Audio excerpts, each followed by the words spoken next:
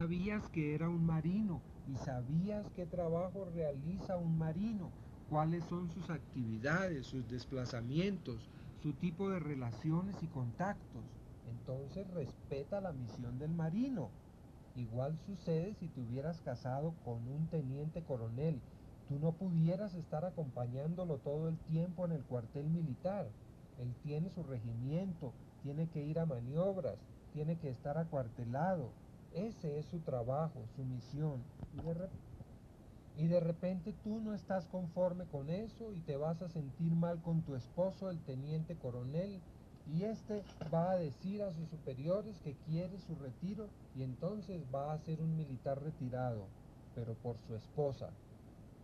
Si tú te casas con un agente viajero, bueno, ¿qué de extraño tiene que veas con naturalidad que haga una gira o varias y no ponerte triste o molestarte o querer acompañarlo? Si te casas con un médico, considera su papel de ver sus pacientes, el hospital, la guardia en emergencia.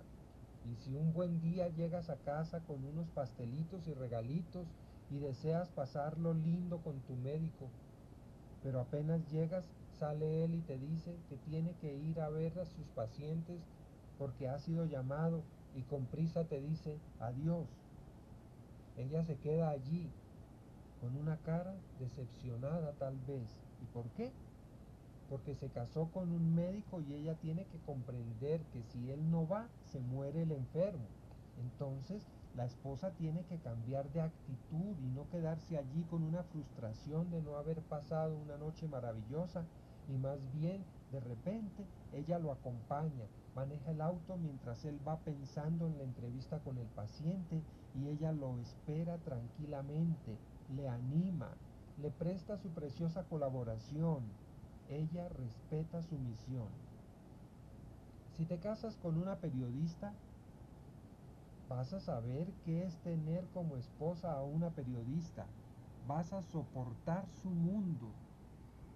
Porque llegas en la noche, ¿dónde está mi esposa? Ella fue a un reportaje, a una comida, a una conferencia de prensa. Fue nombrada a cubrir una noticia importante en un lugar o en un país. ¿Y tú cómo reaccionas ante ello? Porque tu esposa puede pasar toda la noche en el local del diario.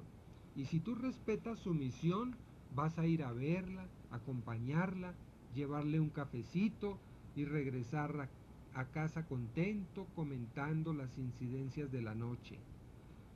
Pero si se interfiere la misión del marino, del coronel, del médico, de la periodista, etc., nos demuestra que no se ha casado con la misión de cada uno, sino simplemente con el hombre, y de allí surgen todos los problemas conyugales. En el fondo, el matrimonio en la Magna Fraternitas Universalis, un matrimonio iniciático, son octavas superiores del matrimonio en general, es decir, con objetivos definidos a ideales superiores. En fin, el matrimonio es casarse con la misión.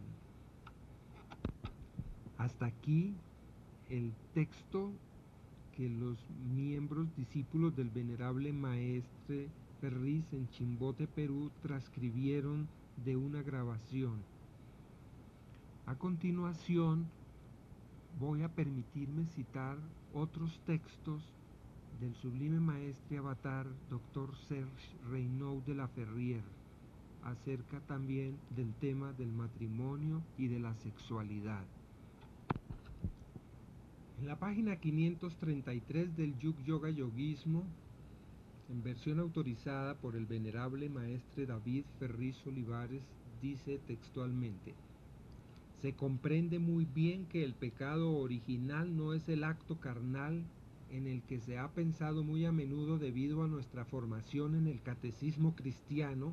Más aún, tampoco es un pecado conocer la verdad, pues al fin y al cabo, hay que decirlo, se comprende que ha sido queriendo saber, por lo que Adán y Eva cometieron el crimen del cual es hoy responsable toda la humanidad. Se trataba de un árbol, el manzano simbólico, en medio del jardín del Edén, al que no podían ellos tocar por ser el árbol de la ciencia. La ciencia sería pues un pecado.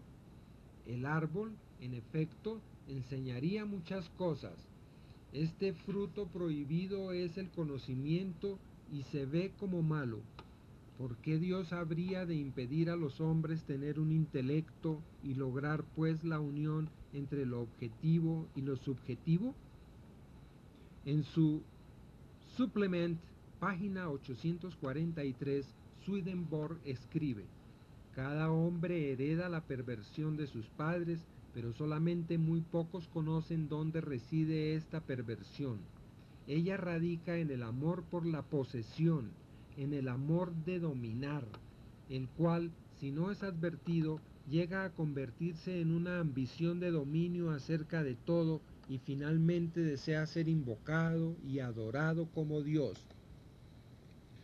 Este amor es la serpiente que ha engañado a Adán y a Eva, puesto que dijo a la mujer: Dios sabe que el día en que la comáis, vuestros ojos se abrirán y seréis vosotros como Dios. Génesis 3, versículos 4 y 5. El autor continúa con una disertación filosófica y demasiado ocupado contra la teología de la Iglesia Católica Romana, pasa en silencio en análisis de este pasaje bíblico tan importante. En primer lugar, observo que en numerosas versiones inglesas está expresado: seréis como los dioses, en plural, puesto que en el texto es como a Elohim, que significa él, los dioses. Entonces, ¿por qué desde un comienzo no se empleó los dioses, puesto que a partir del primer versículo del Génesis está dicho: en el principio a Elohim creó, etc.? Así pues también debería traducirse: en el principio los dioses han creado, etc. Siempre esta manera ilógica de las traducciones demasiado libres. En efecto, muchas erratas han sido señaladas, puesto que tenemos primeramente una Biblia en su versión original, después una versión autorizada, después una rectificada, corregida, aumentada, etcétera, etcétera, y no inmutable como deben ser los textos sagrados. Por otra parte, en lo que concierne a el día en que comáis, observo que en algunas versiones se dice en el día, lo que conduce a otra concepción, pues en el día, en la luz, en la comprensión, constituye lo opuesto a en las tinieblas, en la ignorancia, etc. Aún el día es una definición que hace a su vez pensar en un cierto día, en un dato fijo. El día, el período, la época en que asimilareis, etc. Cuando se habla de serpiente, capítulo 3 del Génesis, versículo 1, está escrito Nahash en el texto original, el cual literalmente se puede traducir por serpiente, pero el hebreo no siempre debe ser entendido en su acepción gramatical, sino en la simbólica las más de las veces, pues sabemos que cada palabra, y especialmente en las lenguas antiguas y precisamente dentro de la idea oriental, tiene interpretaciones textuales, figurativas, etc. Aún para nosotros, a pesar de la pobreza de nuestras formas de expresión. Así, por ejemplo, Wa, Nahash, Halach, Haroun significaría: el ansioso ardor era una pasión general en medio de la completa animalidad. Hay una llamada, la 133. Serpiente en hebreo, corriente, se dice Sarap, en tanto que Nahash significa el bronce. Visto de tal modo es en el aspecto filosófico y de significación femenina. Continúa el Yuk Yoga Yoguismo. Una pasión, un principio ciego, el deseo, la envidia, el amor de saber, no es ya un simple reptil, sino un conocimiento. La serpiente constituye para algunas razas el símbolo del saber, de la sabiduría misma, al igual que en los textos antiguos y orientales. ¿Y acaso no es algo benéfico más bien que algo maléfico? ¿Por qué lo hemos de interpretar como maléfico a causa de una serpiente?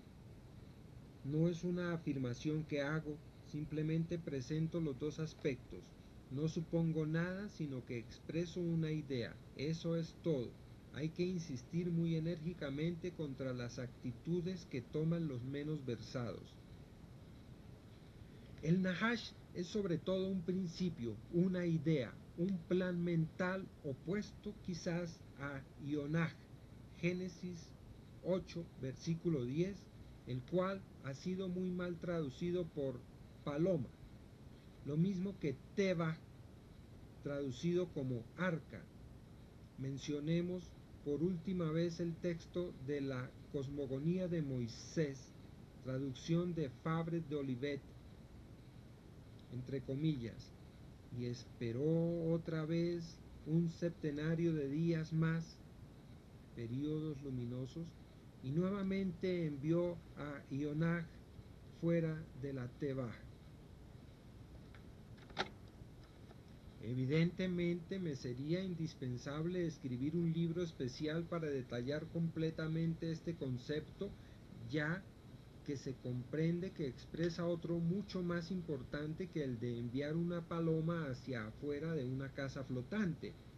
Estamos sobre todo en presencia de una enseñanza de lo más esotérica y, como en el caso de la anterior mención de la hojas yoga con el método de la laya, no deseo divulgar los principios y omito los comentarios acerca de Nahash, Ionaj y de la misma Teba, reservando para la enseñanza oral esta lección, de la cual no hago sino recordar las bases.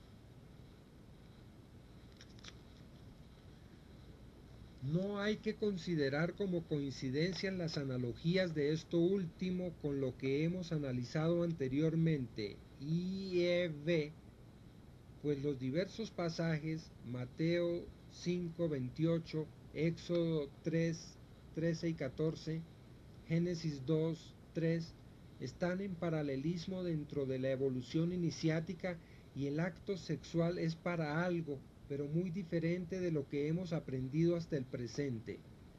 La unión de los dos principios, macho y hembra, tiene algo de sagrado, lo cual ha sido profanado por una idea material sin duda natural, y de aquí este término de Eva para la primera mujer, del cual el simbólico Adán, reemplazado por la letra Yod en el esoterismo, es la clave de la función. Esta relación en sus diversos aspectos puede ser Ionaj o Nahash, puro o impuro, el estado mental durante el coito, la simbólica Teba, que proporciona el resultado de la fusión de las dos polaridades, Adán y Eva, en el Yod unido a G, Bao, G, para obtener la iluminación, el Yug. Los hombres se han adherido a diversas religiones, se han atado a diversos dogmas, han dado su vida por creencias de las cuales la mayor parte de las veces no han comprendido nada, y yo bien confieso que no ha de ser gracias a mi presente exposición que el mundo sea salvado. Estoy lejos de esta pretensión. Yo intento traer más bien un llamamiento que una verdadera dilucidación. El ser humano oscila de una a otra limitación sin darse cuenta casi nunca. Está muy bien creer una idea en tanto que ella pueda proporcionar la paz, pero ¿está verdaderamente el mundo en paz? El ser en particular ha vencido verdaderamente el estado caótico en el cual se encuentra delante del menor problema. Las religiones son escuelas de moral que algunas veces ofrecen una bella disciplina, pero que no resuelven el problema central, la vida. Si queremos vivir con el propósito de perfeccionamiento y prepararnos a existir verdaderamente, se hace necesario a todo trance un código, una doctrina, e indudablemente el mundo necesita ser orientado hacia una mejor comprensión de las relaciones de los unos con los otros. Cada religión o sistema filosófico aporta una nueva subjetividad, pero olvidan la realidad de la vida, que es para muchos la única inquietud. En lo que concierne a los que no creen en la vida, los que se retiran del mundo con una creencia en un principio eternal, la cosa ya está hecha. Ellos no piden nada, ellos han encontrado la solución a sus males, pero ¿son ellos numerosos? Algunas cuevas en el Tíbet están ocupadas por ascetas de este género. He conocido estas cavernas en las rocas de los Himalayas, donde viven sabios en meditación, pero aparte de este puñado de seres que han realizado, son muy pocos los privilegiados que recorren el mundo cumpliendo una misión bien definida, aquellos que han tenido la dicha de la realización y se entregan ahora a la ayuda y asistencia de sus hermanos para hacerlos probar también el néctar sublime. Sin embargo, el mundo está poblado más que todo de hombres que no anhelan sino llegar a las alturas de las cimas de la espiritualidad. ¿Pero cómo? Ellos requieren previamente el aprendizaje de la vida a fin de que la dejen por la existencia. Como sistema de vida, ninguna psicología ha sido apta hasta el presente para ofrecer, no digamos el gozo y la dicha, sino siquiera la paz del mundo. Sí, desde hace mucho tiempo, muy largo tiempo, durante algunos milenios, se ha ofrecido un sistema de psicología basado en la tradición iniciática para una civilización, una era de calma a la cual hoy aspiramos nuevamente, y el único remedio sería recurrir a ese sistema sereno de los colegios iniciáticos, los cuales no son por sí mismos la solución, sino que preparan al género humano para una reeducación, encaminándolo por el sendero de la completa realización. La psicología moderna, que es al mismo tiempo aquella antigua de miles de años, se encuentra basada en la exteriorización de la individualidad, la cual debe aniquilar la personalidad. Es la realización personal gracias a un método que puede satisfacer a todo el mundo sin consideración de creencia, de religión o de cultura. Es la yoga, entendida en su significado verdadero, como he tratado de demostrarlo aquí.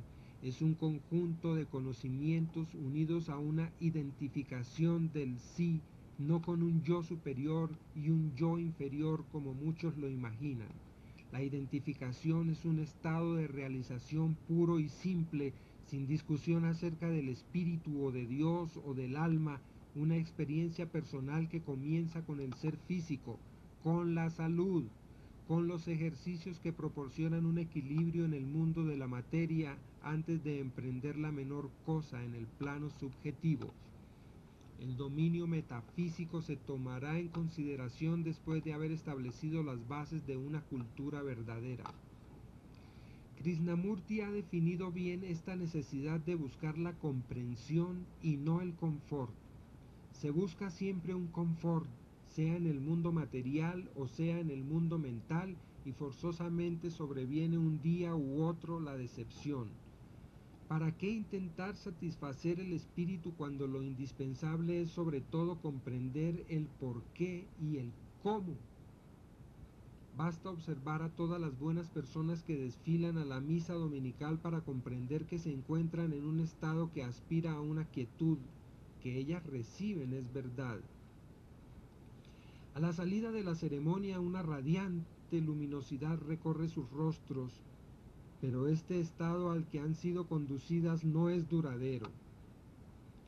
En el estado en que se encuentran, son como el sujeto del hipnotista que es feliz y toma en todo y por todo sus ideas como reales, siendo que ellas no son sino infundidas por el operador, y la decepción prosigue cuando el sujeto desciende de la escena del teatro donde fue hipnotizado.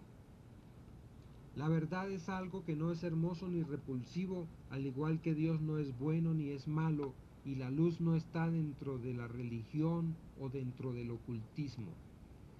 Se debe buscar la verdad en una ilimitación eternal y no en una enseñanza, en una doctrina, en un libro, en una escuela, en una concepción y tampoco en la intelectualidad, en el arte o en la ciencia, sino que todo ello son perfiles que delinean el camino, son etapas que ayudan a trepar por el sendero.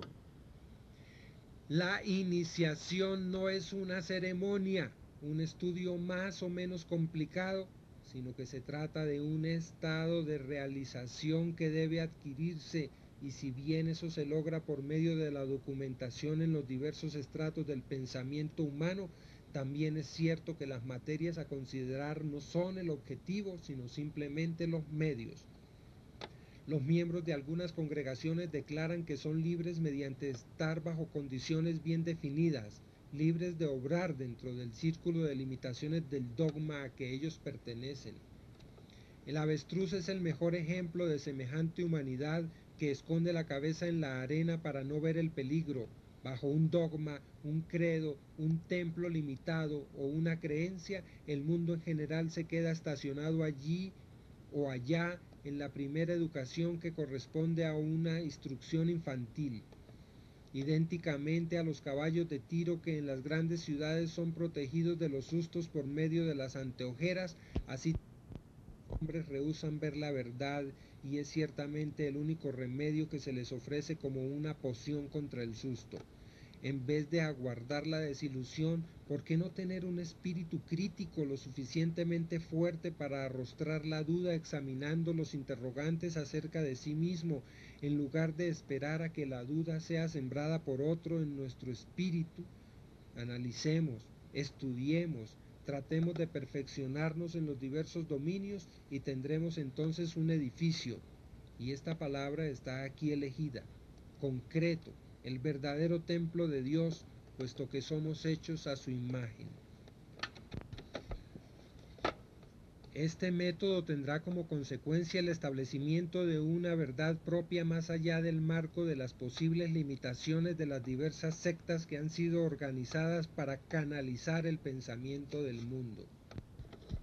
Sin embargo, esta verdad enteramente personal irá a reunirse, estoy seguro, a la verdad también enteramente personal de tantos otros, pues habremos realizado plenamente la luz e iremos a reunirnos a todos aquellos que hayan realizado también esa luz que reina en todas partes, y sobre todo habremos establecido la verdadera, con mayúsculas, iniciación, la cual se opera por medio de la experiencia personal, abandonando los prejuicios de sí mismo, así como los de cualquier otro.